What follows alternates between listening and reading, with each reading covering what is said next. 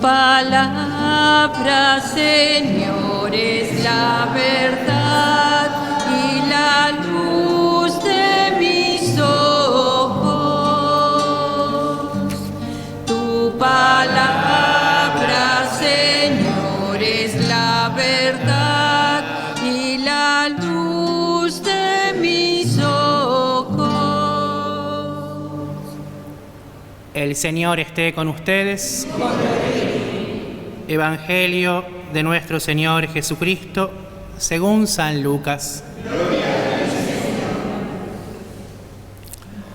Jesús tomó a Pedro, Juan y Santiago y subió a la montaña para orar. Mientras oraba, su rostro cambió de aspecto y sus vestiduras se volvieron de una blancura deslumbrante. Y dos hombres conversaban con él. Eran Moisés y Elías, que aparecían revestidos de gloria y hablaban de la partida de Jesús, que iba a cumplirse en Jerusalén. Pedro y sus compañeros tenían mucho sueño, pero permanecieron despiertos y vieron la gloria de Jesús y a los dos hombres que estaban con él. Mientras estos se alejaban, Pedro dijo a Jesús: Maestro, qué bien estamos aquí. Hagamos 3 carpas, una para ti, otra para Moisés y otra para Elías. Él no sabía lo que decía. Mientras hablaba, una nube los cubrió con su sombra y al entrar en ella, los discípulos se llenaron de temor. Desde la nube se oyó entonces una voz que decía: Este es mi Hijo, el elegido, escúchenlo. Y cuando se oyó la voz, Jesús estaba solo. Los discípulos callaron y durante todo ese tiempo no dijeron a nadie lo que habían visto. Palabra del Señor. Gloria a ti, Señor Jesús.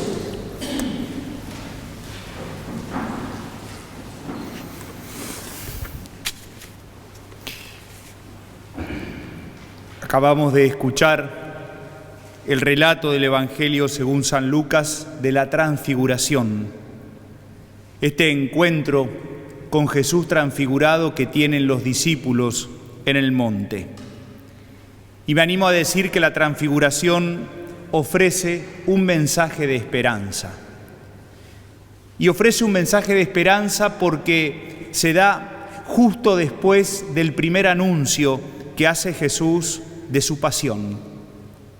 Unos versículos antes, Jesús había anunciado que iba a ser condenado a muerte, que iba a morir en una cruz. Y seguramente eso significó un cimbronazo importante para los discípulos, que tenían la imagen de un Mesías fuerte y triunfante. Esa imagen entra en crisis. Se rompen sus sueños de un Mesías triunfante y se cargan de angustia y de tristeza. Por eso seguramente Jesús, viendo cómo estaban los discípulos ante ese anuncio de la pasión, es que toma a Pedro, a Juan y a Santiago y los lleva a un monte elevado para orar. El monte es acercarse un poco más a Dios, porque es donde el cielo y la tierra se tocan. Y seguramente será en ese momento de oración que los discípulos empezarán a decantar qué es lo que significa ese primer anuncio de la pasión que acababa de hacer el Señor. Y oh sorpresa, en el monte, en ese momento de oración, Jesús les regala un pedacito de cielo. Jesús les anticipa por un rato lo que será el final de los tiempos. La segunda lectura que leíamos, justamente el apóstol Pablo dice que somos ciudadanos del cielo.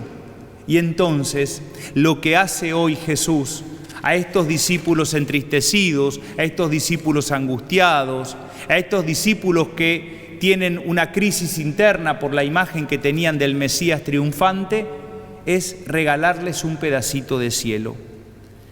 Y nos dice que Jesús se transfigura y que sus ropas tienen una blancura deslumbrante. Esa blancura deslumbrante, esa luz seguramente tan profunda, tan fuerte, ilumina las oscuridades de los discípulos, ilumina su angustia, ilumina su tristeza. Como también hay una antorcha que pasa cerca de Abraham en la primera lectura, cuando él es invadido por un gran temor y dice la lectura, por una gran oscuridad, por una densa oscuridad. Y entonces pasa una antorcha encendida. También es iluminada la vida de Abraham. Y entonces pensaba en nuestra propia vida, en aquellas veces que seguramente también nos sentimos a oscuras, en aquellas veces que nos ganó la tiniebla de la tristeza, la tiniebla de la angustia, en aquellos momentos en que quizá también entramos en crisis con nuestra fe. Y en esos momentos, seguramente si hacemos memoria, tendremos algún momento en que fuimos iluminados por el Señor. Esos momentos en que decimos, qué cerquita que lo sentía Dios, qué fuerte que lo sentía Dios en mi propia vida. Esos pedacitos de cielo que seguramente Dios nos ha regalado en un momento de oración, en un retiro espiritual, en algún encuentro o convivencia con la comunidad parroquial, en el encuentro con otra persona. El haber experimentado ese pedacito de cielo que iluminó nuestra vida y nos ayudó a seguir, y que si hoy hacemos memoria, seguramente nos volvemos a emocionar y volvemos a darle gracias al Señor. Abraham tuvo su momento, en esa densa oscuridad sintió esa antorcha encendida y dice que Dios hizo una alianza definitivamente con él. Y en la memoria de Abraham habrá quedado aquel momento como un momento fundante de su propio camino de fe. Seguramente para Pedro, Juan y Santiago también, la transfiguración en el monte habrá sido un momento fundante, un momento de mucha luz que ayudó a iluminar la oscuridad de sus tristezas y angustias y que habrá durado y perdurado para siempre. ¿Cuál es el riesgo cuando tenemos esos momentos hermosos en que sentimos a Dios tan cerquita como lo sintieron hoy estos 3 discípulos? Y es que igual que Pedro digamos, Maestro, qué bien estamos acá. Y por supuesto que estamos bien. Por supuesto que cuando vivimos esa experiencia de cielo no queremos que se termine nunca. Pero ahí tenemos un riesgo de que entonces esa experiencia se nos convierta en pereza espiritual, que nos achanchemos y digamos, bueno, qué bien estamos aquí, no nos vayamos más. Y en realidad la misión sigue. Y por eso los discípulos no se quedaron en el monte para siempre. Tuvieron que bajar y seguir la misión y seguir cargando la propia cruz para seguir detrás de Jesús. También el riesgo que corremos es poner la vida en pausa. Así como apretamos la pausa para el televisor y una imagen queda congelada, a veces la tentación que tenemos en esos pedacitos de cielo es poner pausa a nuestra vida, que se congele la vida ahí. Y eso es absolutamente artificial. Nuestra vida es una película y por lo tanto no la podemos pausar. No nos podemos quedar en un momento congelado por más que haya sido muy lindo.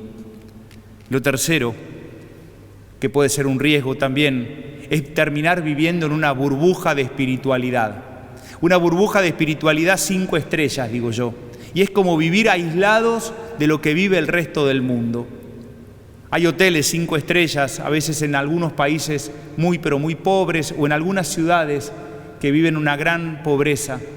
Y esos hoteles brindan todo y uno no tiene ni que salir del hotel porque tiene todos los servicios, porque si sale se encuentra con la cruda realidad.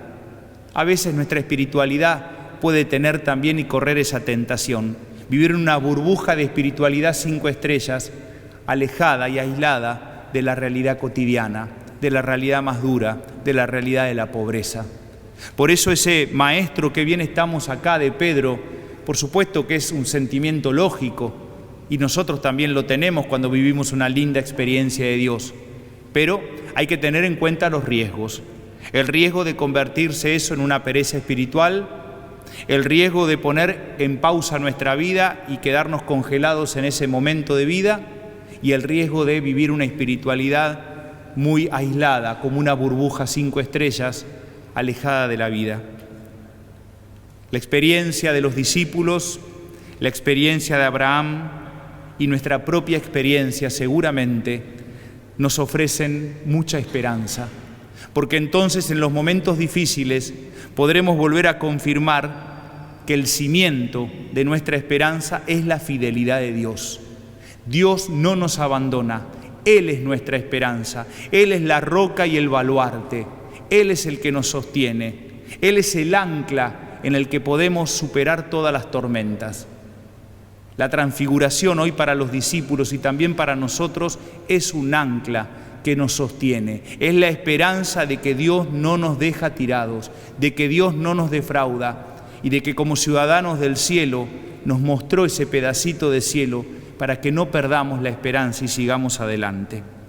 Por eso el Salmo dice: el Señor es mi luz y mi salvación. Confirmar una vez más que el Señor ilumina nuestras angustias y oscuridades, que el Señor nos sostiene más allá de todo y atravesando todas las tormentas, Él como ancla es nuestra esperanza. Termino con una poesía del padre Olaizola que dice así: después del Tabor, que bien se está aquí, hagamos 3 carpas, humana disposición a echar raíces en lo apacible, pero hay que volver a la brega diaria. Hay que volver una y otra vez al amor aterrizado, a la intemperie, a los caminos que recorremos cargados de nombres y de preocupaciones cotidianas. Hay que volver a las encrucijadas donde toca optar, renunciar y elegir. A los días intensos de búsquedas, de ojeras, de anhelos y de horas estiradas. Hay que volver a los días grises, a las preguntas, al no saber, a la inseguridad reflejada en un espejo, a la tenacidad y a la resistencia. Hay que volver a lo acostumbrado, pero no con desgano o arrastrando la existencia y el ánimo, sino con la gratitud y la esperanza como banderas. Con gratitud y esperanza, porque todos hemos experimentado, igual que estos discípulos, algún pedacito de cielo en nuestra vida, seguimos adelante, porque esa gratitud y esas esperanzas son banderas que nos animan a seguir. Amén.